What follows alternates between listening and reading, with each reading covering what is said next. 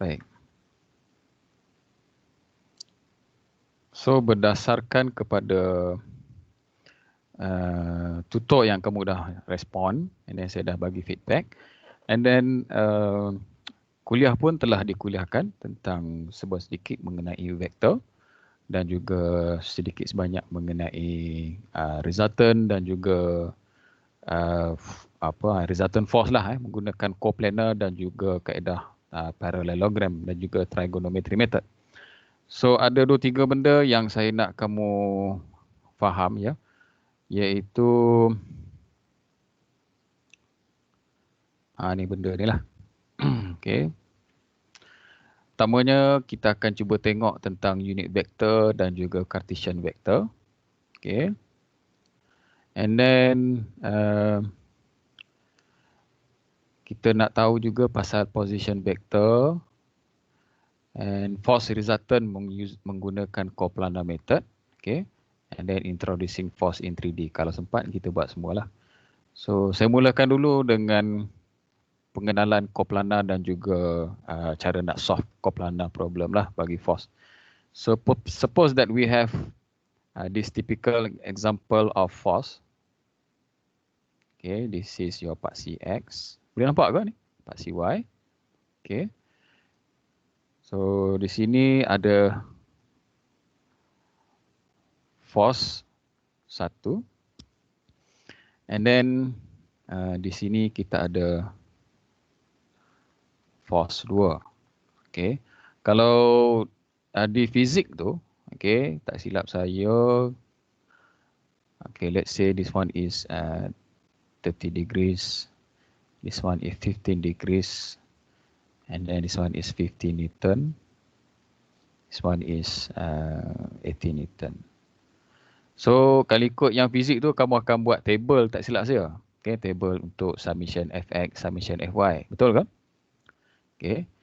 Yang table kamu buat tu sebenarnya dia ialah menggunakan kaedah coplanar formula method. Right. So soalan katalah dia suruh cari find force resultant. Okay. Resultant. Sekiranya soalan minta cari force resultant, kamu kena tengok formula dulu. Force resultant datang daripada yang ada paksi-paksi inilah, X dengan Y. Okay. So semua jumlahan force, all the summation of forces in X axis, okay, plus summation of forces pada paksi Y. Ini ialah force resultant yang biasa kamu solve lah. Okay, sekiranya kamu nak mencari dia punya magnitude, so selalunya kamu akan square root kan dia lah. Betul? Dengan menggunakan kaedah formula. Dan nak mencari dia punya sudut, theta dia bagi force resultant ini, kamu guna formula macam ni.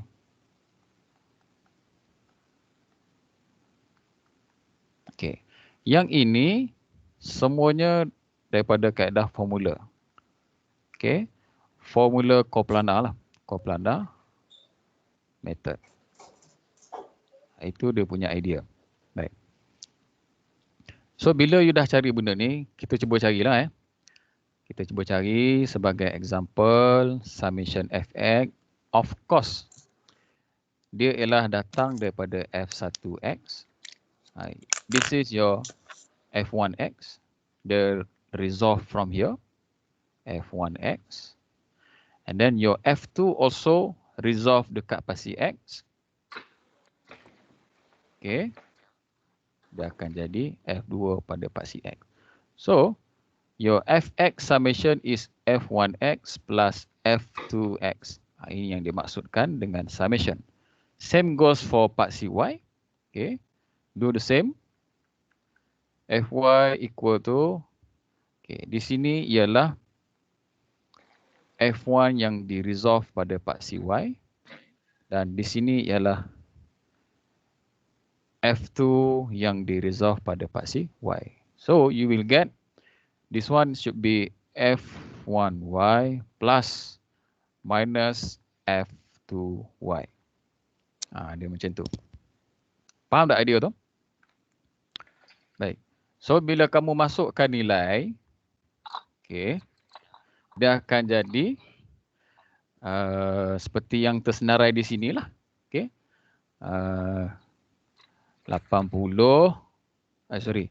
50 cos 30, okay, tambah dengan 80 cos 15. Alright. Yang ni 50 sin 30 tambah dengan negatif 80 sin 15. Okay. Normally you akan buat macam ni. Dan you cari dia punya simplify lah benda ni. Okay, you akan dapat Newton. So untuk mencari FR, pakailah formula seperti yang saya senaraikan di sini. Dan nak mencari sudut, pakailah formula ni. Okay. So that is the idea of using formula Coplana method. Right. Tapi kalau ikut dalam engineering, in engineering approach, when you settle this kind of problems, you need to draw the final solution. Okay. Bila you dah dapat dia punya jawapan, okay, suppose that this is positive and this one is positive. So your resultant force should be constructed somewhere around quadrant number 1. So this is your FR. Okay, positif, positif, maka dia berada di sekuan pertama ni lah. So your FR here is actually your magnitude. Okay, you dah cari magnitude dia kat sini. This one is your magnitude in Newton. And then this is your theta. Theta sinilah yang kamu guna di sini. Okay, so theta ini you kira and then you masukkan dekat sini sebagai dalam gambar rajah akhir untuk force resultant. So this is your answer for theta. Bila menjawab soalan engineering, bukan setakat kira sahaja, you kira benda ni, okay? Apa hal ni? Okay, you kira benda ni, tapi you juga harus finish up dia dengan sketching. Barulah you menjawab, barulah you dapat markah yang maksimum. Okay. So far so good mengenai Coplana method. Tolong respon sikit. Kalau okey, jawab okey. Kalau tak okey, jawab tak faham tuan. Ya. Faham ke? Simple je kan? Baik. Faham. So, saya nak memperkenalkan pula metod yang kedua, iaitu kita namakan dia sebagai parallelogram.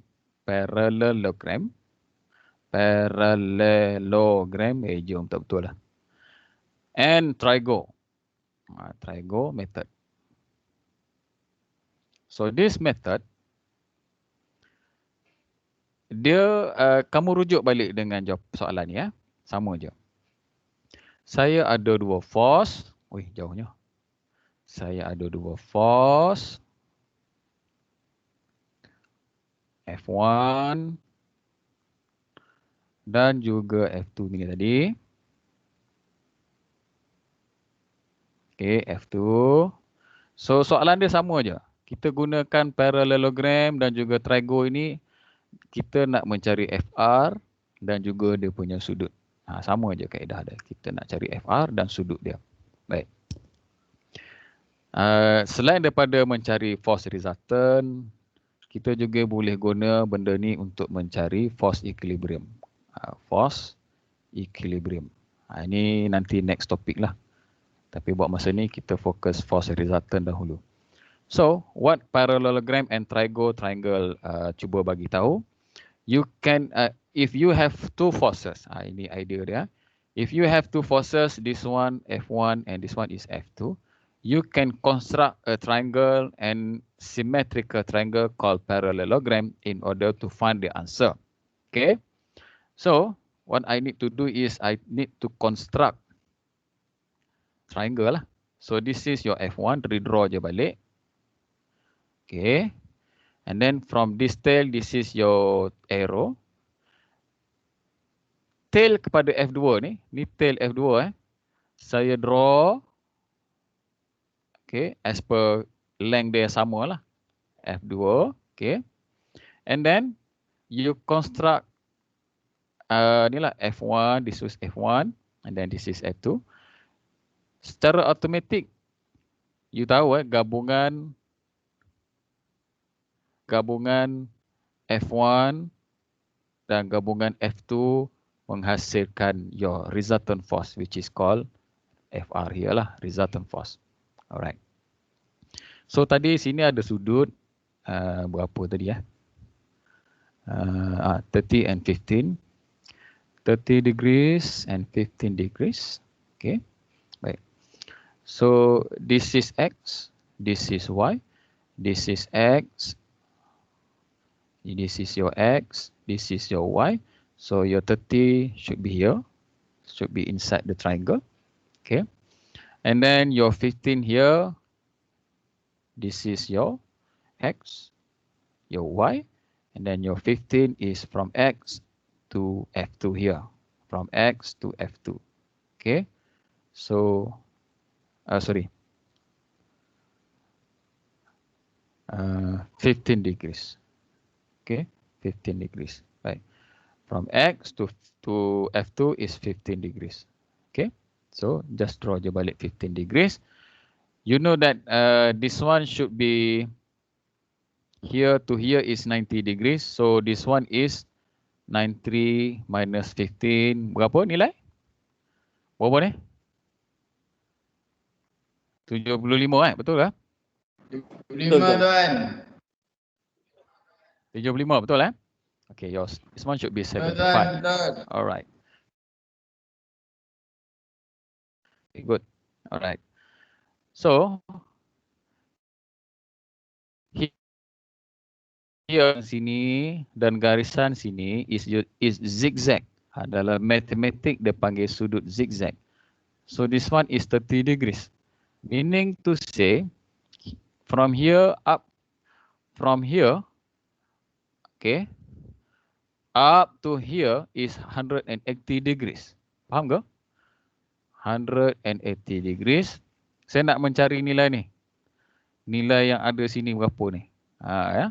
So, yang question mark ni dia ialah 180 tolak 30. Okay.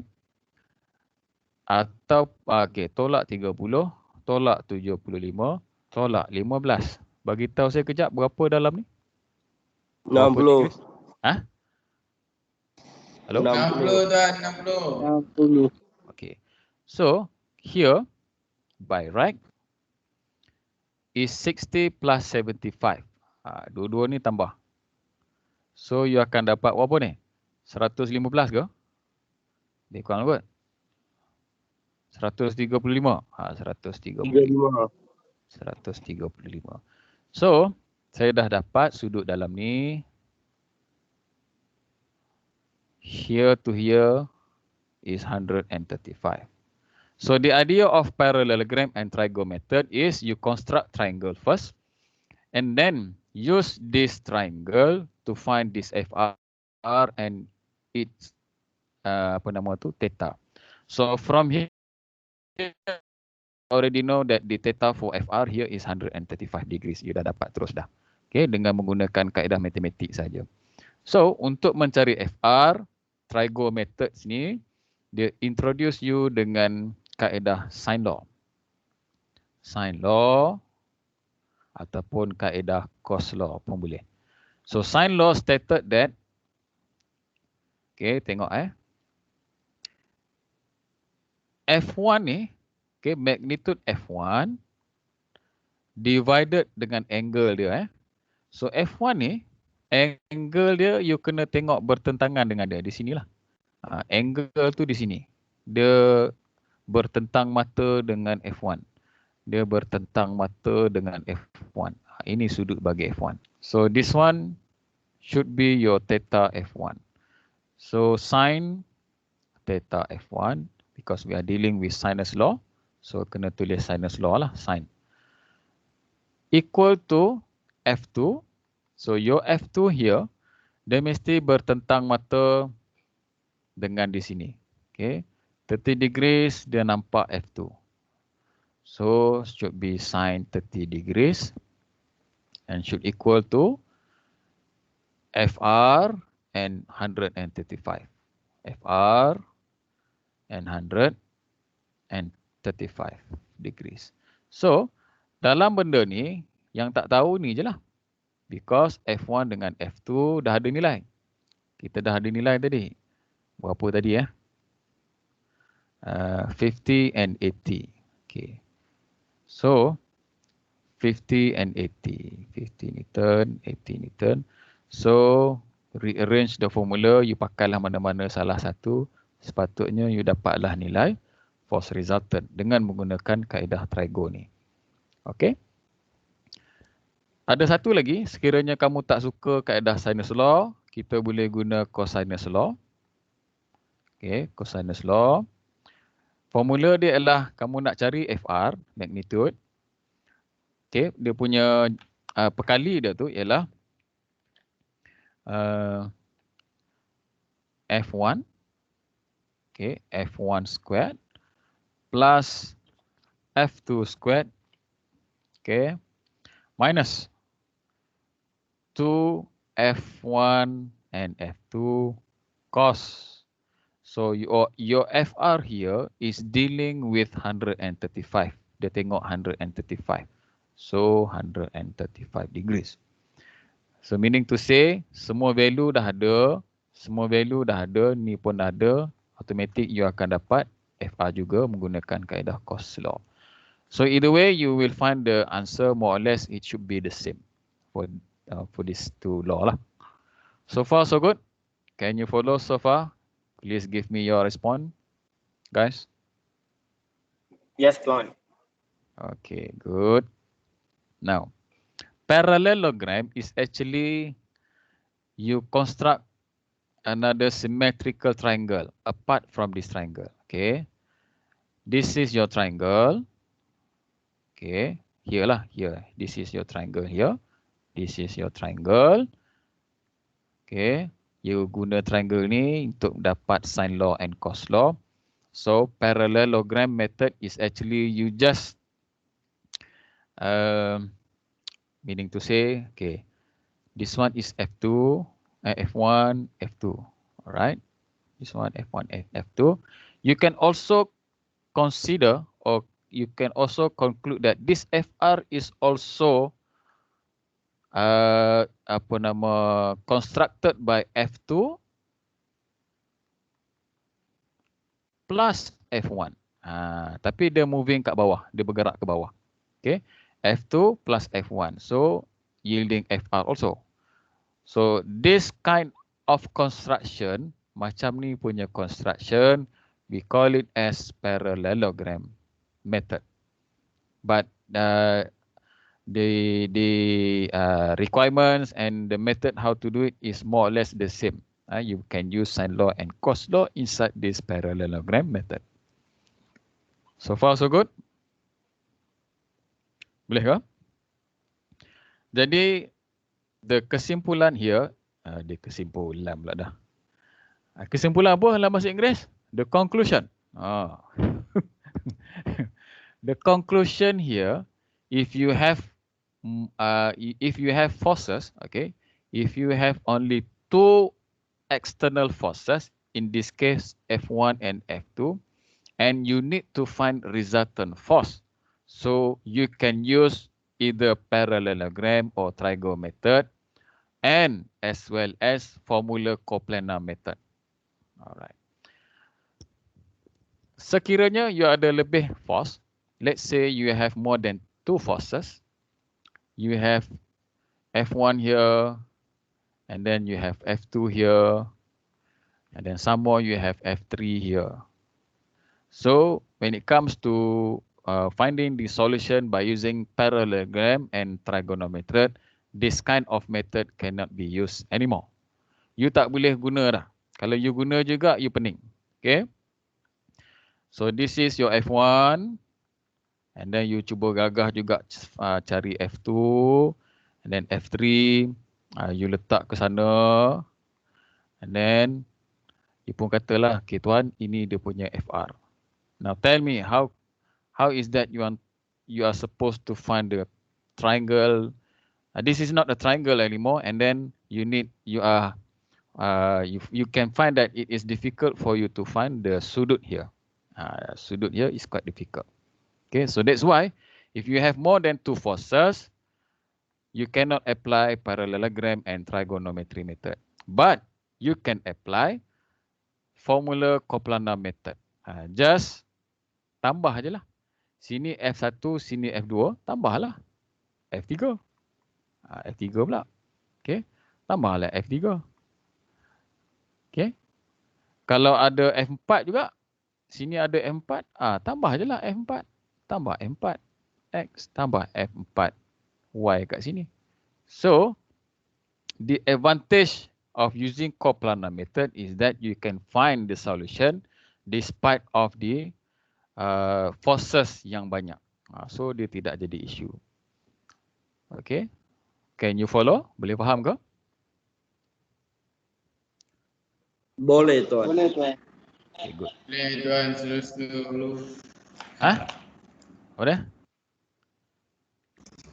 Boleh. Kena refresh slow sikit. Boleh Habis kot. slow dah ni. Habis slow dah ni. Saya tuan. Saya. Tak apa, nanti saya bagi yang rekod ni dengar balik banyak kali. And then yang sketching ni pun saya bagi. Boleh? Okay, boleh tuan. Clear yang itu. Settle, alhamdulillah. So far so good. Okay, siapa lagi tak masuk? 11. Ada seorang lagi tak masuk? Oh, tadi ada share kan? Haikal. Nasib baik. Ni yang perempuan Haikal senyap share sunyi je. Mana ni? Anis, Syazwin, apa semua ni? Afrina, mana seorang lagi? Irdina ni. Apa cerita ni? Senyap sunyi ni. Kamu semua duduk dalam kelas ke? Kat mana ni? Ada. Yang ni, K2T1 ni, duduk dalam kelas ke apa ni? Saya dengan ada Yuan di- kat library tuan. Ada merata-rata. Ya, tuan. betul Yufa masuk library. Bunyi bising kot. Oh, ada jack headphone kan? Ada Headphone. tuan. Ada. Okay. Good alibi. Alright. Now, we move on to unit vector and position vector. Now, pay attention. This one is crucial for you to understand vector in complex mode. Okay, complex mode, unit vector, Cartesian vector, and position vector. You need to conquer it first. Now, suppose that you have this kind of forces, typical for latar rootnya. Okay, simple force.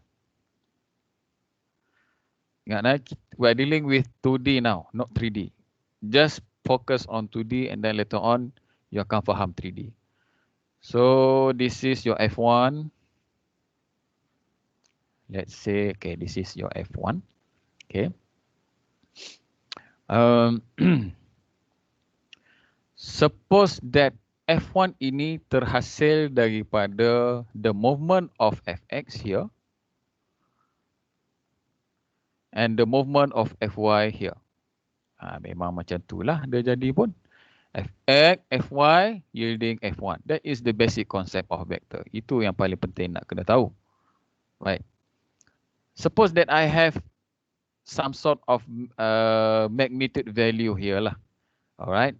Let's say this one is 3 unit, and then this one is 4.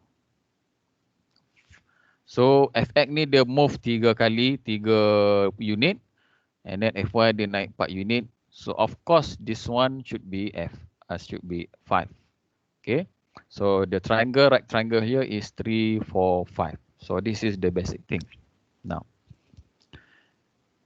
if you are to construct this thing in terms of Cartesian vector coordinate, okay,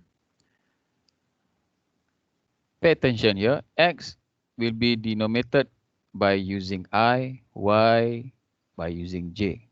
And if you have Z, okay, X, Y, Z. So Z is K, right? So Cartesian vector is represented by this number lah. This alphabet I, J, and K.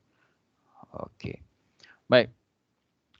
So in terms of Cartesian vector F1, it should be Fxi, right? Positive lah, positive Fx plus, okay, plus Fyj, okay, positive also. And then because this is force, you need to put it in bracket and put the unit Newton here. All right. Now, this is the what we call it as standard form of Cartesian vector. If you have any vector vector values, for example, ini adalah force. So itu cara dia. Baik. Suppose that dia ada value lah, ada 3 dengan 4 kan. So you masukkan value dia. So your F1 here is 3i plus 4j Newton. Okay. And then hence the concept of unit vector. Sini datangnya konsep unit vector. Okay. What is unit vector? First of all, you need to know that unit vector is dimensionless. Dia tidak ada dimension. Dia bukan Newton, dia bukan kilogram, dia bukan meter per second, dia dimensionless. And then the magnitude, okay, magnitude of unit vector always equal to 1. Okay, always equal to 1. Now, unit vector ini dia banyak membantu kita engineer untuk solve problem vector, Cartesian vector ini. Sekiranya force kita tu tadi, dia diberi magnitude sahaja tapi dia nilai IJK dia kita tak tahu. Jadi kita kena guna unit vector. Now, suppose that you know this to distinguish principle of unit vector. So, you need to know the value ataupun the formula for unit vector. This is the symbol of unit vector. And then dia punya formula ialah ini ada I dengan J ya. Ini ada I dengan J. So yang atas ini, okay, sini yang I, okay, ni I ni 3. Dekat F1 ni I dia adalah 3. So you masukkan 3. And then bawah sini is your apa nama tu? F1 punya magnitude. In this case is F1 magnitude. So if you to find F1 punya magnitude, you just apply this formula. 3 square, okay, 3 square plus 4 square. Meaning to say, for every I, J, or kalau you ada K pun, you kena tambahkan dia. And then square rootkan benda ini. You will supposed to get this answer should be 5. Alright. And then nombor ni, yang 5 ni lah yang you masukkan dia dalam sini. And then plus this one is J. Your J here is 4. So masukkan dia saja sebagai 4. And then again this one should be your magnitude. Okay. So what I'm trying to say is that your U here, okay, dia datang daripada sini. Saya zoomkan benda ni. Tengok betul-betul benda ni. Unit vector ni tadi dia kata dia punya magnitude is 1. How to get 1? Dia bergerak sebanyak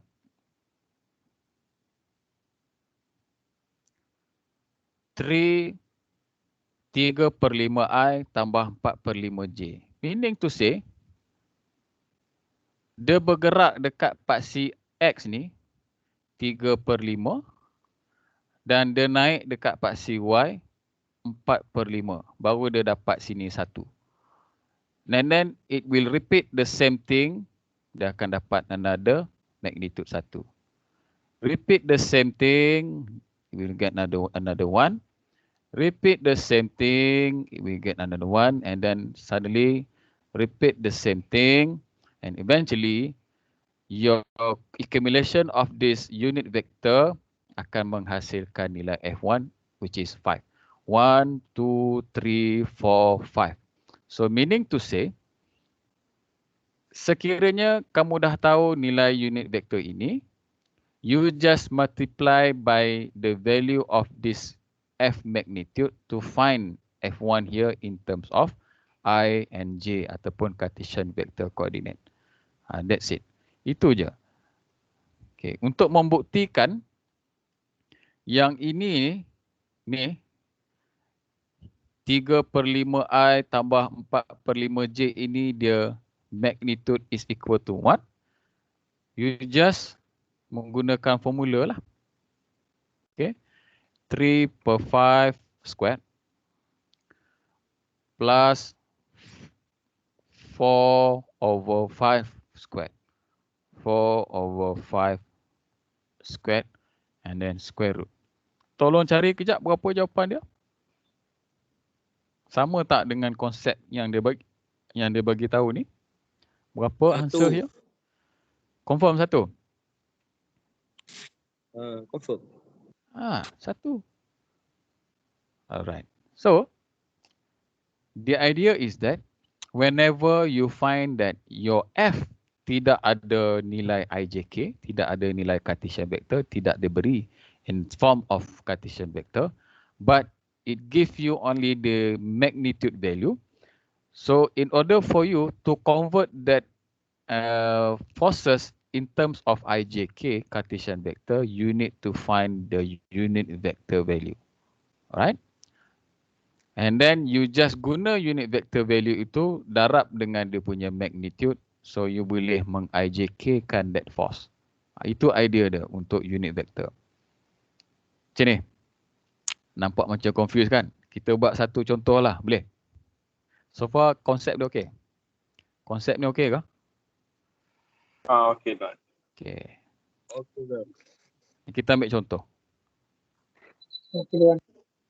Okey ya.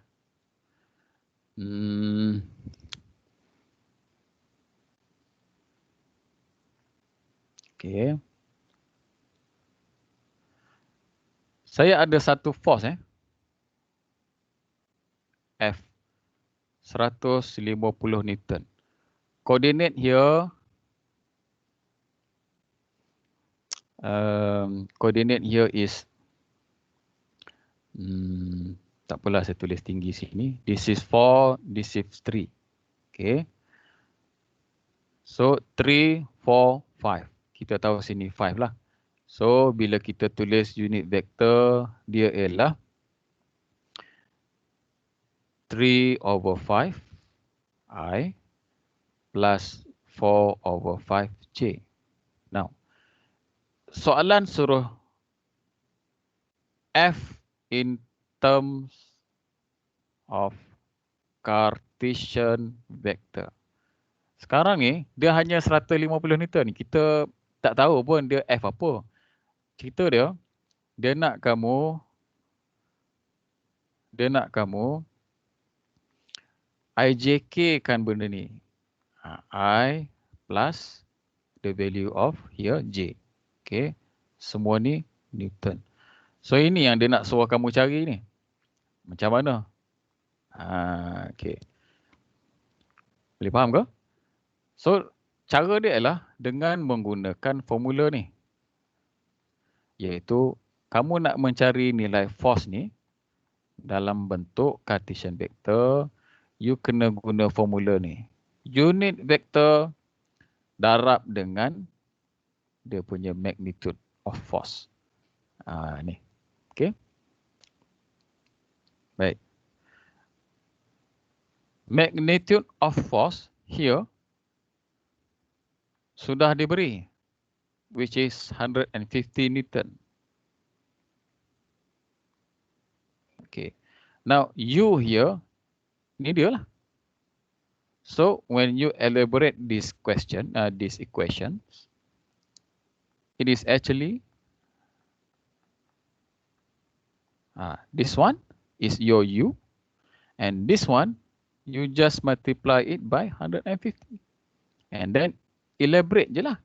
Okay, 150 times 3.5. Okay, 150 times 4.4 divided by 5. So 150 3.5 I plus 4 by 5 150 J. Barulah you punya F ni tadi. Dia dah jadi IJK. Dia dah jadi I dengan J yang saya nak ni. Okay, tolong cari kejap berapa? 90 tuan. 90 I 90 I tambah 120 J. Kan? 120 J. So, you answer that question now because soalan mensuruh cari find F in terms of Cartesian vector. Because you know the formula is force vector here, okay, unit vector times the force vector punya magnitude. So eventually you will get this F in terms of I and J as per the question requirement here. Okay, that's it. So far so good. Can you follow so far the idea of unit vector? Hello. Can tuan can. Saya Boleh sama. dah, boleh. Orang sama je reply ni. Okay, kita export dulu untuk kegunaan di kemudian hari. Alright. Sekarang ni pukul 2.42, sempat lagi. Saya nak perkenalkan sikit je lagi, iaitu position vector. Boleh tak? Tak boring lagi tuan, tak boring lagi tuan. Tambah Abang sikit, bodek lebih ni. tambah sikit lagi. Awal-awal ni tak boring lah. Masuk 3D boring lah. Nganga. Dengan menguap semua cukup. Aduh. Biasalah tu. Okey, kita teruskan sikit lagi. Iaitu apa nama tadi? Position vector. Position vector. Okay. Position vector. Now, suppose that I have these 2 points here, A, and then this is another point, B. Saya nak bergerak daripada A pergi dekat B. Okay. Macam ni. Saya lalulah kan. A pergi ke B. Meaning to say I have direction and I have some sort of magnitude. Alright. Baik. Perbuatan saya bergerak A kepada B ini, dia membuat position. Kita namakan dia sebagai position vector. Kena ingat position vector ni dia bukan force. Dia hanya menunjukkan position ke mana sahaja. Okay. So the symbol for position, kita menggunakan formula ataupun nama macam ni. Radius. Position, mewakili position. So R, okay, huruf R kecil, buat wakilan vektor macam ni. So kalau A we call as the origin. Okay, A is origin, ataupun in this case is the tail of vector. And B is your destination. B is destination. Okay, which is the arrow of the position vector. Okay, this is the concept. So R, A, B, meaning to say R from A nak menuju dekat B. So that is the denomination of position vector. Now, let's say that yang A ini saya ada coordinate. A is actually from this paksi X and Y here. A is somewhere around 2, 5. And then your B here is somewhere around 8 and 4. Now, bila kita ada coordinate, and then saya nak mencari dia punya position vector, we have the formula macam mana nak mencari position vector itu, iaitu RAB. Okay. Tengok Yang ni, okay, dalam kurungan ni ada nilai dia lah. I, okay, ini untuk I, dalam ni ada dia punya benda-bendanya, plus dalam kurungan, and then J.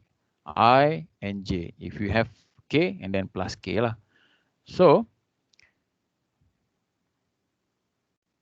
this operation in the middle is minus. Position vector operation dia minus dalam ni. Okay, baik. Now, this one belongs to destination. Destination, kalau I, pasti X lah. And this one belongs to origin.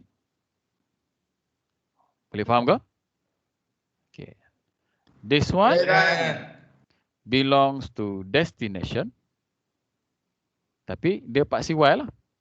And this one belongs to origin.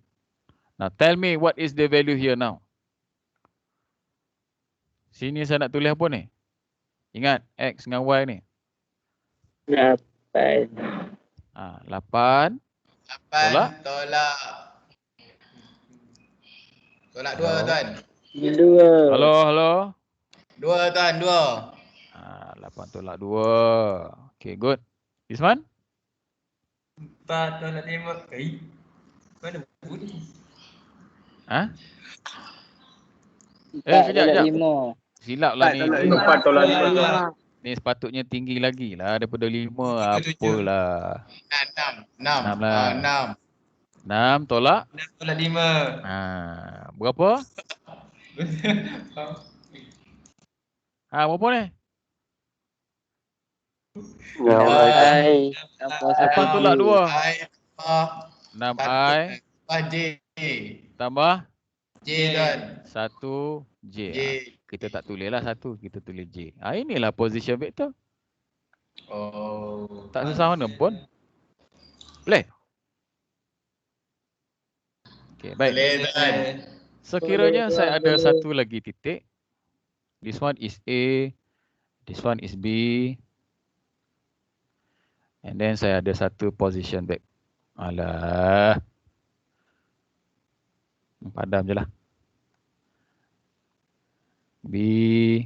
Okay, this one is RAB. And then, saya ada satu titik lagi pula. Titik C kat sini. Ambil.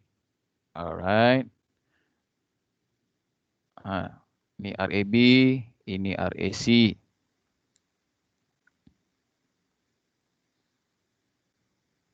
Okay. Sini tadi 25. Sini tadi berapa 86 86.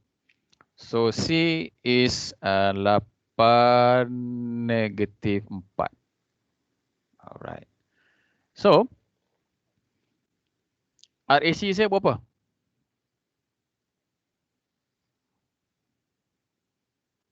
RAC tadi macam confident jawab.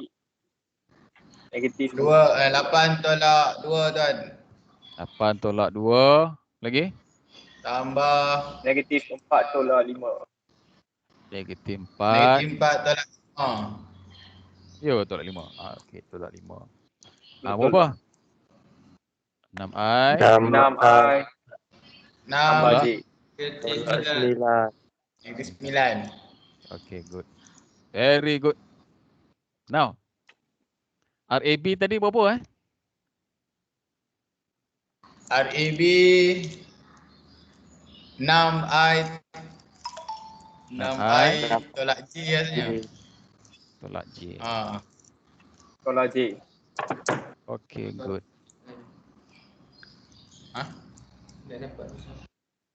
Alright. Now, kalau saya nak mencari ni, B pergi C, RBC, apa cerita pula? RBC buat 8 tolak 8 jadi kosong. Betul lah. 8 tolak 8, 0I. Lagi? Negative 4 minus 6. Negative jadi 4 negative minus 6 10J. meaning to say minus Negative 10J. 10J. This is your RBC. Correct lah. Betul lah tu. But in case that you don't have this coordinate, okay, kalau dalam soalan dia tak bagi coordinate, so what you need to do is that you just mention here RAC minus RAB. You can find that the answer should be the same more or less. Alright? So RAC minus RAB, RAC minus RAB, 6 minus 6, okay? 6 minus 6 is 0. Minus 9 minus 1 is minus 10. So, sama lah kan? Betul tak? Sama tuan, sama. Sama lah sepatutnya. So, that is the beauty of position vector. Whenever the question give you coordinate, so as can as possible find the value of position vector, because ini dia punya ramuan rahsia dah. Suppose that I have F external here acting at point B, but with the same direction of position vector AB, and the value of F here is 100 Newton. So, can you convert this F here and put it into I and J Cartesian vector form? Ingat sekarang ni saya dah ada position vector, and then saya dah ada force 100 Newton. Saya nak meng-IJK kan 100 Newton sekarang ni. Boleh tak? Sama tak macam yang unit vector tadi? Dia akan jadi sama lah. So now your position vector here can be used as unit vector, can be used as unit vector as long as you know the formula here. Okay, your vector divided by the magnitude of that vector. In case here is position vector lah, magnitude and x magnitude. Okay, boleh faham tak maksud saya ni? Okay, ni F 100 Newton ni, saya nak tukar dia jadi Cartesian vector. Saya just RAB ni, okay, RAB ni, saya dah tahu nilai I dengan J dia.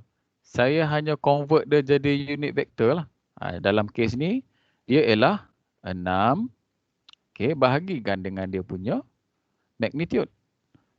RAB 6 squared plus minus 1 squared. Berapa ni?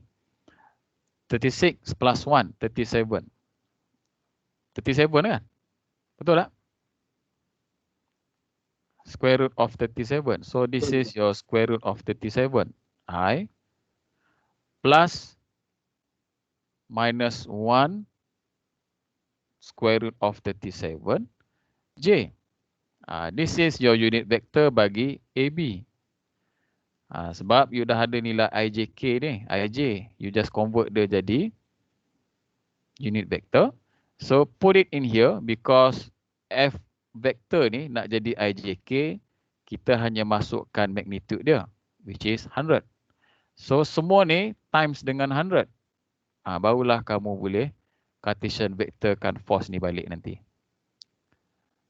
You got it? Boleh faham ke ni? Boleh tuan, terima kasih tuan. Main tuan. Okay. Terima kasih. Itu yang macam nak cepat habis ni. Ya tuan. Net, you boleh faham unit vector satu benda. Position vector can also be act as unit vector, can be considered as unit vector as long as you know the formula. And then if any force magnitude yang diberi, you boleh convert dia jadi Cartesian vector selagi mana dia ada position dan juga unit vector. Alright. Last question, anyone? I really hope that you understand this one, because ini dia punya part basic lah. Okay. Yes, Tuan. Faham. So far, so good. So far, so benda tu. Alright, so that's it. Saya minta maaf kalau ada terkurang. So you can leave the class now. Thank you very much. Thank you, Tuan. Thank you, Tuan. Terima kasih, Tuan. Terima kasih Tuan. Terima kasih, Tuan.